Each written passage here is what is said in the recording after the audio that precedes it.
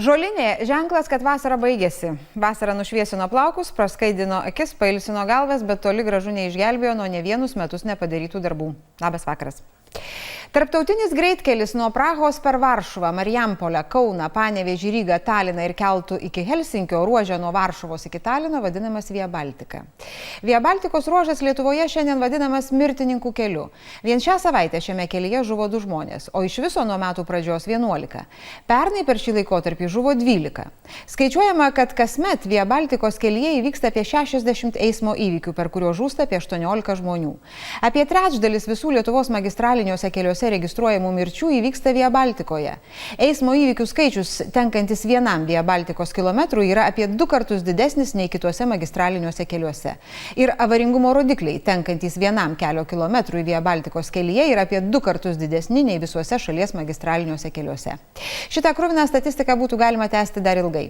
Savaitę aiškinosi, ar yra galimybių mirties magistralę paversti saugiu greitkeliu. Mirtininkų kelias tiesmukai rėžia kelininkai, kalbėdami apie svarbiausią Lietuvos transporto vėžę Via Baltica.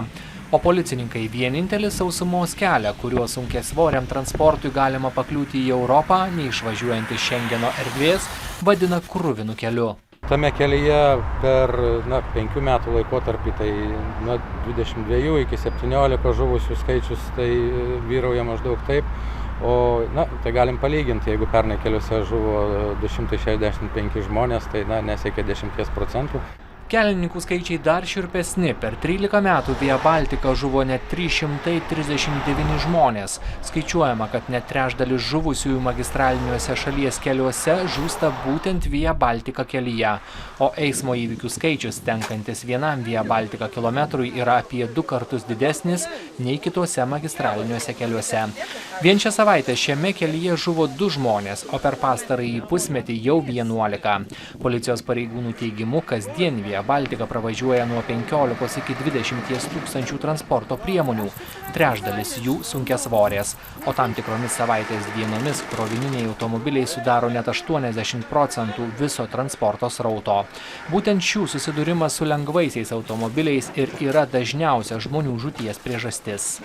Aplenkti automobilį yra labai sudėtinga. Sunkusis transportas sudaro kolonas ir nepraleidinėja visiškai lengvojo transporto. Tas labai komplikuoja, žmonės nervuojasi, skuba, rizikuoja, lenkia sunkųjį transportą, priešais atvažiuoja kitas sunkusis transportas, kuris visiškai nebeturi tam tikros kultūros vairavimo.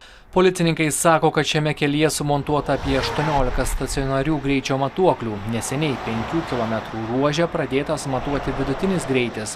Nuolat patruliuoja policijos ekipažai, vykdomi reidai, tačiau nelaimių neišvengiama. Ir jos dažniausiai vyksta esant puikioms oro sąlygoms, geram matomumui, kai kelio danga sausa. Via Baltica kerta keletą šalių – Suomija, Estija, Latvija, Lenkija, tačiau tik mūsų šalyje šis koridorius problematiškas. Mes jau 2 metai planuojam bendras priemonės su Lietuvos, Lenkijos, Latvijos, Estijos ir Suomijos pareigūnais būtent tame kelyje. Ir kiek man tenka bendrauti su minėtų šalių kolegom, tai vis dėlto pastebim, kad didžiausia problematika iš esmės yra Lietuvoje. Daugiausia žūčių, daugiausia eismo įvykių. Kelininkai sako, didžiausia Via Baltica ruožo Lietuvoje problema – infrastruktūra. Eismo srautas milžiniškas, o kelias jam nėra pritaikytas. Trūksta eismo juostų įvažiavimų ir išvažiavimų į kelią, modernių sankryžų, kitų saugos priemonių. Skaičiuojama, kad visam 274 km ruožui rekonstruoti per Lietuvą reikėtų apie 750 milijonų eurų. Tiek lėšų Lietuva neturi, todėl kelią gerinti ruošiamasi etapais, o tai užtruks dar turbūt ne vieną dešimtmetį. Automobilių kelių direkcija teigia, kad keliui Via Baltica skiriamas ypatingas dėmesys. Jau parengtas projektas rekonstruoti ruožą nuo Latvijos pasienio iki Panevėžio aplinkelio. Planuojama esamą kelio dangą paplatinti įrengiant 2+1 eismo juostas, atitvarais atskirti priešingus transporto srautus, rekonstruoti vieno lygio sankryžas. Darbų kaina gali siekti 100 milijonų eurų ir jie baigtųsi jau 2022-aisiais, tačiau kol kas neturima lėšų. Tačiau Panevėžio aplinkeliui jau skirta per 60 milijonų eurų. Pinigai iš vadinamojo CEF fondo yra numatyti. Konkursas turėtų būti paskelbtas šių metų pabaigoje ir tikėtina, kad 22 km ilgio Panevėžio aplinkelis, kuris įvardinamas kaip vienas pavojingiausių, per ateinančius keletą metų turėtų tapti vienu saugiausių Lietuvoje. Rengiami projektai ir ruožui nuo Panevėžio iki Kauno, tačiau finansavimas čia taip pat kol kas nėra numatytas. Rekonstrukcijos projektai parengti ir atkarpai nuo Kauno iki Marijampolės. Žemės išpirktos ir pirmo etapo konkursas dėl Kauno rajone 6 km automagistralės rekonstrukcijos galėjo prasidėti jau praėjusiais metais. Tačiau pirkimo konkursas yra apskųstas teismuose. Pasak kelininkų, pralaimėjusieji skundžia nuolat, o tai stabdo darbus, investicijas. Šiais metais mes pusę metų visas mūsų sektorius stovėjome be jokio darbo, be jokio judesio, nes tiek Vilniaus vakarinis aplinkelis 3 etapas apskųstas, tiek Via Baltica, apie kurią kalbame, yra šiuo metu teisme. Pasak Radausko, bet tikslius skundus galėtų sustabdyti tik materialinės sankcijos. Siekdama sumažinti nepagristų skundų skaičių, Ūkio ministerija vyriausybei siūlys ženkliai, konkreti suma kol kas neįvardyjama, didinti žyminį mokestį viešųjų pirkimų bylose. Teigiama, kad viename avaringiausių Kauno Marijampolės Suvalkų ruože eismo saugumas, rekonstravus 2 esamas eismo juostas ir nutiesiant 2 naujas, sutvarkius tiltus ir viadukus, įrengus tunelinius pravažiavimus ir jungiamuosius kelius turėtų pagerėti iki 2020-ųjų. Tačiau ruožui nuo Marijampolės iki Lenkijos pasienio kol kas pinigų nėra. Žinom tai, kad Lenkija planuoja iki 20 metų nuo pat Varšuvos iki Lietuvos pasienio atvesti 4 juostų greitkelio tipo kelią. Tai mes, kaip valstybė, tikrai turim irgi susijimti, turim numatyti, rasti finansavimą šitiem darbam. Vien šiam ruožui reikėtų apie 170 milijonų eurų. Galbūt Lietuva sugebės rasti lėšų ir kelias Via Baltica, tiksliau jo atkarpa Lietuvoje, nebebus vadinamas mirtininkų keliu. Per 2 metus Lietuva turės priimti 325 pabėgėlius. Pirmieji pabėgėliai į Lietuvą gali būti atvežti jau šių metų pabaigoje. Ir nors sprendimas jau priimtas, Lietuvoje yra nemažai skeptikų dėl pabėgėlių atvykimo. Šią savaitę Edvardas Lukasas rašė, kad jau vien dėl praktinių priežasčių Baltijos šalys turi pagelbėti ES spręsti pabėgėlių problemą, kaip NATO ir ES prisidėjo prie jų naujų narių saugumo. Priešingų atveju, vargu ar tokios šalys kaip Italija bus nusiteikusios rimtai vertinti būsimus Baltijos šalių pageidavimus. Visą tai politiniai argumentai. Tačiau istorikai turi ir savų. Juk Europa ir Jungtinės valstijos jau yra susidūrusios su itin didelė pabėgėlių problema, kurią sėkmingai sprendė. Po Antrojo pasaulinio karo vien Europoje buvo apie 40 milijonų pabėgėlių. Tarp jų buvo 60 000 lietuvių, vadinamų dipukų, kurie negalėjo sugrįžti, nes gelbėjosi nuo sovietinio teroro. Apie pabėgėlius istoriko akimis. Savaitėje tyrimų projekto Priverstiniai gyventojų iškeldinimai 20 amžiaus Lietuvoje vadovas, Vilniaus universiteto istorijos fakulteto mokslo darbuotojas, istorijos mokslų daktaras Tomas Balkelis. Labas vakaras. Labas vakaras. Kai mes kalbame apie Antrojo pasaulinio karo pabėgėlius ir apie lietuvius taip pat, tai ar mes galime teikti, kad jų problema buvo išspręsta tik tai bendromis pastangomis kitų valstybių, tik konsolidavus visas tas pajėgas, nes viena Vokietija juk nesugebėjo to padaryti?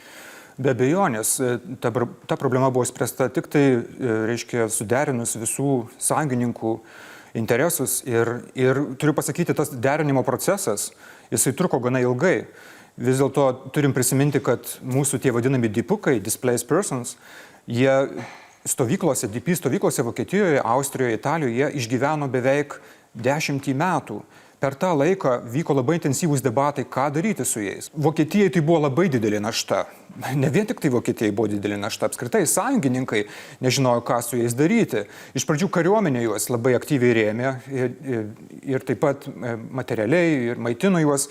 Galų gale visą pabėgėlių globos klausimą perėmė Jungtinių tautų pabėgėlių reabilitacijos agentūra, UNRWA vadinamoji, kuri buvo praktiškai pavaldi kariuomeniai ir kuri buvo bendras sąjungininkų kūrinys atsiradęs 43 metais. Ir jos pastangų neužteko. Ir galų gale 46 metais buvo įkurta tarptautinė pabėgėlių organizacija,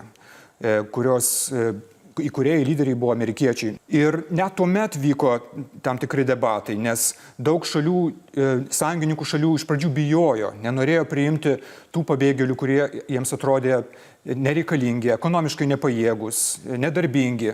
Visai kaip dabar. Galima taip sakyti, nes iš tikrųjų ir dabar vyksta tokie debatai, ką mes su jais darysime, kokie čia grėsmė jie kelia mums, kokios bus pasiekmės, yra labai daug prietarų, labai daug tokių rasinių baimių, kad tie žmonės atsiveža kitos spalvos odą, kad jie yra kitakalbiai, kad jie priklauso kitoms religijoms ir panašiai. Labai panašus debatai vyko Europoje po karo. Galų gale sąjungininkai suprato, kad nėra kaip kitaip įspręsti tų žmonių problemos, tik tai juos repatrijuojant į savo šalis. Ir galima sakyti, tas visas reikalas pajuda maždaug 47-48 metais, kai Amerikoje priimamas vadinamas DP aktas, kai Amerikos valdžia nusprendžia įsileisti maždaug 200 000 dipukų karo pabėgėlių iš Vokietijos DP lagerių. Ir apie 30 000 lietuvių, kurie buvo tuose lageriuose, irgi išvyksta į Ameriką. Kitos didelės šalys, kurios paima labai didelius pabėgėlių skaičius, yra Anglija, Australija, Kanada. Tačiau norėčiau pabrėžti labai įdomų dalyką, kuris pamirštamas. Net ir mažos Europos valstybės, tokios, sąlyginai mažos, tokios kaip Belgija, Norvegija, jos prisima tam tikrus pabėgėlių skaičius. Pavyzdžiui, apie 20 000 pabėgėlių iškeliauja į Belgiją. Ir net ir po tų dalybų, kai įsidalinamas paskutinis milijonas karo pabėgėlių, dipukų, maždaug apie 52 metus vis tiek lieka apie 230 000 tų vadinamų, kaip čia pasakyti, istorikai vadina hardcore pabėgėlių, tai yra senų žmonių, ligotų žmonių, kurių nenorėjo prisijimti tos valstybės, kurios stengiasi visus pabėgėlius imti kaip tam tikrą darbo jėgą. Ką daryti su jais? Ir vis dėlto irgi buvo rasta išeitis. Atsirado tokių valstybių kaip Norvegija, kuri, pavyzdžiui, paėmė 200 senų žmonių, kurie sirgo tuberkuliozę ir buvo labai ligoti. Tai sakydamas, aš noriu atkreipti dėmesį į dabartinius debatus, kurie vyksta ir apie tai, kaip dažnai pabėgėliai apskritai yra demonizuojami, kaip apie juos kalbama, kaip apie nežmonės. Tarytum jie neturėtų savo istorinės praeities, tarytum jie neturėtų savo emocijų. Visiškai pamirštama, kad tie žmonės dažniausiai bėga ne savo valia, jie yra priversti bėgti. Lygiai taip pat, kai buvo priversti bėgti mūsų pabėgėliai po Antro pasaulinio karo. Dipukai turėjo pakankamai didelės reikšmės ir įtakos kovojant dėl Lietuvos nepriklausomybės atkūrimo. Tai ar mes galime šiandien daryti išvadą, kad kai iš tų Šiaurės Afrikos ir artimųjų rytų pabėgėlius prisims Europa, tai ji gali tikėtis kažkokių dividendų ir politinių bei ten ekonominių, demokratinių permainų tose šalyse, kai jie pagyvens čia pas mus Europoje? Be abejonės gali tikėtis. Labai sunku, aišku, spėlioti ir skaičiuoti, kokie iš tikrųjų tie dividendai galėtų būti, bet žiūrint istoriškai, jeigu mes žvelgime į kas nutiko su mūsų, sakysim, Antro pasaulinio karo pabėgėliais, po to, kai jie repatriavosi, po to, kai jie išvyko iš pabėgėlių stovyklų, atsidūrė tokiose šalyse kaip Amerika, Kanada, Australija, jie tapo mūsų šalies ambasadoriais. Jie suvaidino labai didelį vaidmenį prisidėdami prie rytų Europos transformacijos, prie mūsų visuomenės transformacijos, prie nepriklausomybės siekio. Tai galima įsivaizduoti, kad ir šitie pabėgėliai, jeigu jie bus sėkmingai integruoti, jeigu bus dedamos pastangos iš tikrųjų juos padaryti vakarų valstybių piliečiais, lojaliais piliečiais, jie be abejonės taip pat taps savų valstybių pasiuntiniais. Jūs sakote, jeigu jie bus teigiamai integruoti. O ką Jūs manote apie, kiek tai prisideda teigiamai integracijai, va toks visai šviežias šios savaitės mūsų Seimo nacionalinio saugumo komiteto pirmininko pareiškimas, kad reikėtų teisinę bazę tvarkyti prieš prisimant tuos pabėgėlius ir dabar, kai jų tik 300, o ne kai bus jų gerokai ten 10 kartų ar kiek daugiau. Ir tarkim, kad ir sutvarkyti taip, kad burkos nebūtų dėvimos Lietuvoje. Tai prisidėtų prie tos integracijos? Žinot, tai einama tikrai ne tuo keliu. Aš neturiu nieko prieš teisinės bazės ruošimo pabėgėlių atvykimų, bet tik netokiais metodais. Ir čia svarbiausia, aš manau, kokia retorika yra naudojama, kalbant apie atvykstančius žmonės. Jeigu mes kalbame apie juos kaip apie kažkokį priešišką elementą, potencialiai teroristinį elementą, apie jokią sėkmingą tų žmonių integraciją mes negalim kalbėti. Todėl aš manau, kad mūsų politikai, kurie taip kalba, turėtų labai gerai pagalvoti, ar jie atsakingai elgesi. Ir ne tik tai prieš pabėgėlius, prieš visą tarptautinę bendruomenę, bet taip pat prieš pačių mūsų visuomenę, prisimenant mūsų pačių lietuvių pabėgėlių patirtis. Aš dabar staiga prisiminiau Vytauto Didžiojo laikus, kuomet į Lietuvą buvo įvežami kito tikėjimo žmonės, kitataučiai žmonės. Ir tada juk jie nepadarė kažkokios labai neigiamos įtakos Lietuvos didžiai kunigaikštystei. Be abejonės nepadarė. Aš tikrai nustebčiau, jeigu mūsų visuomenė atsirastų politikų ar istorikų, ar žmonių, kurie sakytų, kad, sakysim, Krymo totorių atsiradimas Vilniaus apylinkėse būtų kažkaip sugadinęs Lietuvos demografinį veidą, pakeitęs Lietuvos visuomenės struktūrą. Aišku, žiūrėkime, realistiškai ir to Vytauto asmenės kariaunos skaičiai nebuvo dideli, tačiau vis dėlto supraskime ir tai, kas vyksta dabar. Dabar kalba eina apie kelių šimtų pabėgėlių atvykimą į Lietuvą ir dėl to kelti kažkokią isteriją ir įsivardinti tai kaip didžiausią pavojų mūsų kraštui, aš manau, kad tai yra absoliučiai neadekvati ir perdėta reakcija. Ačiū labai Jums už šitą pokalbį. Prašau. Karas nėra vienintelė priežastis verčianti žmonės tapti pabėgėliais, persikelti iš vienos šalies į kitą. 20-ame amžiuje žmonės buvo kilnojami, kai valstybės tarpusavėje sudarydavo politinius susitarimus. Po Antrojo pasaulinio karo Stalino sumanymas etniškai suvienodinti paribio valstybės baigėsi tuo, kad tarp tarybų Lietuvos ir Sovietų Lenkijos buvo sudaryta gyventojų evakuacijos sutartis. Dėl jos iš Lietuvos išvyko apie 170 000 Vilniaus krašto gyventojų Lenkų. Iš Lenkijos į Lietuvą atkelta keli tūkstančiai lietuvių. Tačiau dirbtiniai perkelimai buvo kartu ir priverstiniai, todėl jie negalėjo būti sėkmingi.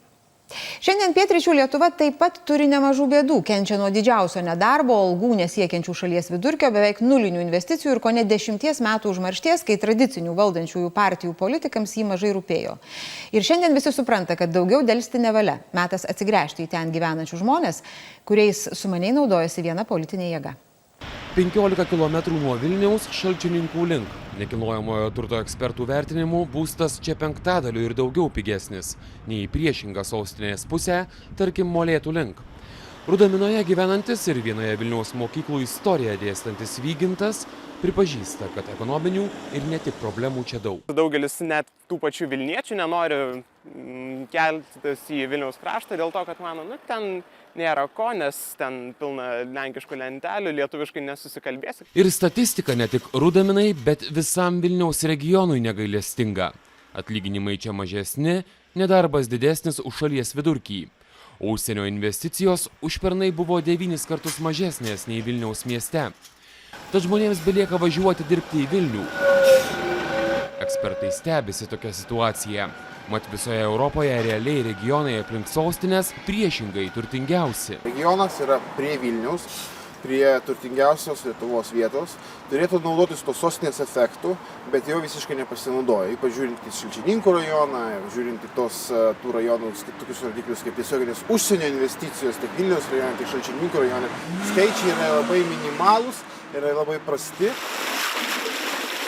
Šalčininkų centras tiesiog blizga. Nauja centrinė aikštė, parkas, prasidėjusi namų renovacija. Tačiau statistika skelbia, kad vidutinė alga rajone yra mažiausia Lietuvoje. Nedarbas didesnis už vidutinį, o užsienio investicijų užpernai beveik iš viso nebuvo. Rajono vicemeras, Lietuvos Lenkų rinkimų akcijos narys sako, kad tokia statistika tai noras sumenkinti jų valdžią. Šalčininkose yra 2 Maksimos parduotuvės, yra Norfa, yra Iki, o yra tik 8 000 gyventojų.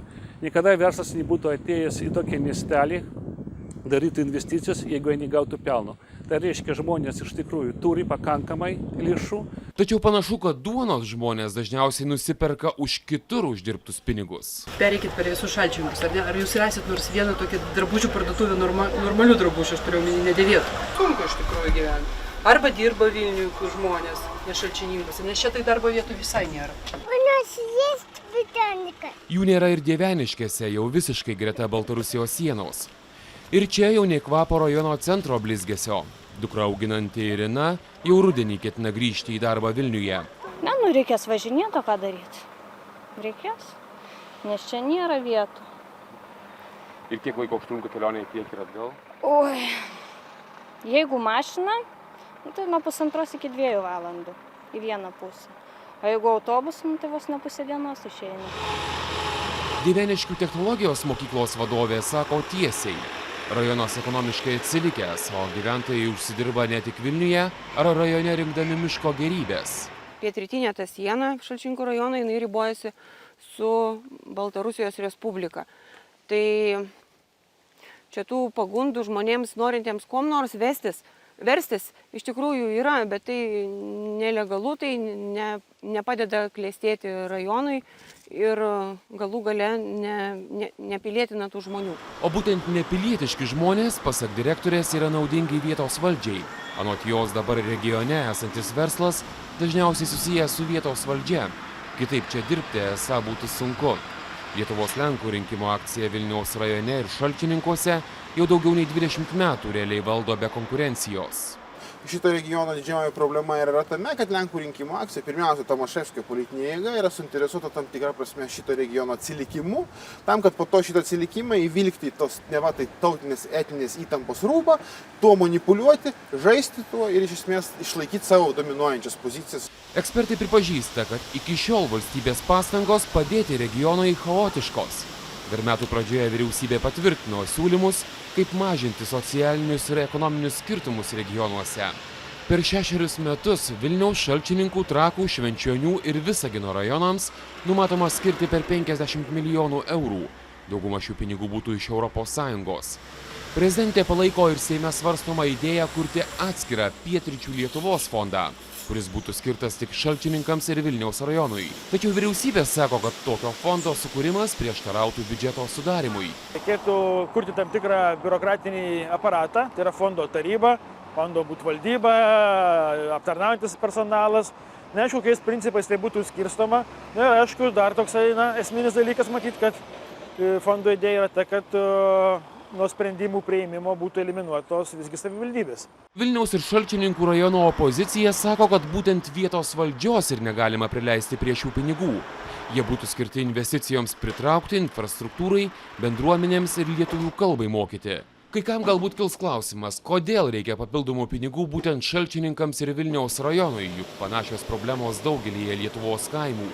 Nedarbas net kai kur didesnis. Tačiau ekspertai sako, kad šis regionas specifinis. Lenkų bendruomenės gyvena, sakykime, vienam informaciniam lauke, lietuvių bendruomenės kitam. Jie daugelį dalykų vertina visiškai kitaip, pradedant nuo Ukrainos įvykių, baigiant Lietuvos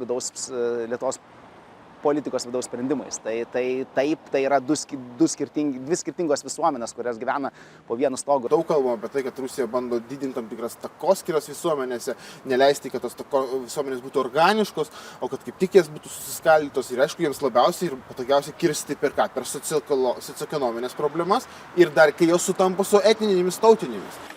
Pripažįstama, kad iki šiol dėmesio Vilniaus ir Šalčininkų rajonams mažai rodė ir tradicinės partijos. Kam stengtis ten laimėti rinkimus, jei žinai, kad vis tiek pralaimėsi. Tad dabar visiems reikia daugiau pastangų, kad vietos gyventojai neatsuktų nugaros Vilniui.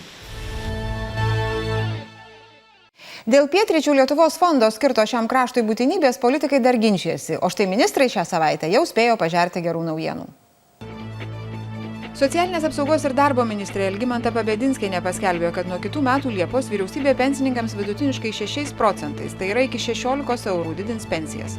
Premjeras dar pridūrė, kad pensijos galėtų būti pakeltos pusmečiu anksčiau, tai yra nuo sausio 1. Finansų ministras Rimantas Šadžius pranešė, kad kitais metais bus didinamos ne tik pensijos. Bus siekiama kelti algas visiems dirbantiems viešajame sektoriuje – valdininkams, mokytojams, ugniagesiams, policininkams, visiems kitiems pareigūnams. Energetikos ministras Rokas Masiulis žada šildymo daugiabučiuose atpigimą. Vilniuje centrinis šildymas pigs 5%, o kituose daugiausia dujas naudojančiuose miestuose iki 15%. Vyriausybė pritarė pataisoms, kad išankstinis balsavimas per Seimo rinkimus ir referendumus būtų vykdomas per elektroninio balsavimo terminalus. Pasak Teisingumo ministro, Seime stinga politinės valios pereiti prie internetinio balsavimo, todėl siūlomas nors šis pakeitimas, kuris užtikrintų skaidresnį procesą. Po susitikimo su Ukrainos vadovais Kijeve Lietuvos užsienio reikalų ministras Linas Linkevičius pareiškė, kad šalies rytuose nepaisoma paliaubų, vyksta intensyvūs susišaudymai, todėl būtina tęsti arba net stiprinti sankcijas Rusijai. ES ambasadorius Maskvoje Vygaudas Ušackas interviu Lietuvos žinioms sakė, kad Lietuva turėtų stengtis plėsti draugų ratą Rusijoje. Lietuva turi neįšaldyti ryšių, kurie nėra paveikti sankcijų, teikti paramą rusų pilietinės visuomenės atstovams. Norvegijos žiniasklaida paskelbė, kad vyriausybė parlamentui pateikė siūlymą griežtinti atsakomybę už vaikų išgabenimą tais atvejais, kai Barnevernet yra priėmusi sprendimą dėl vaiko laikino paėmimo iš šeimos. Už tai siūloma numatyti baudą arba laisvės atėmimą iki 2 metų. Liberalų sąjūdis prokurorams apskundė Lietuvos geležinkelių suteiktą 3 milijonų eurų paskolą Lietuvos jūrų laivininkystei. Premjeras yra sakęs, kad opozicija vyriausybei siekia sukliudyti spręsti užsienio uostuose sulaikytų Lietuvos jūrininkų problemas. Panevėžio apygardos teismas panaikino praeitą mėnesį priimtą apylinkės teismo nutartį ir į pareigas grąžino korupcijos byloje įtariamą Visagino merę Dalią Štraupaitę. Štraupaitė nuo pareigų buvo nušalinta balandį dėl specialiųjų tyrimų tarnybos atliekamo ikiteisminio tyrimo. Panevėžio apygardos prokuratūra Lietuvos apeliaciniam teismui apskundė išteisinamąjį nuosprendį buvusiam Seimo nariui Vitui Matuzui. Generalinė prokuratūra aukščiausiajam teismui pateikė kasacinį skundą dėl prezidentės atstovės spaudai Daivos Ulbinaitės išteisinimo. Žinote, kaip daromi riestainiai? Paimama skylė ir apvyniojama tešla. Sudie.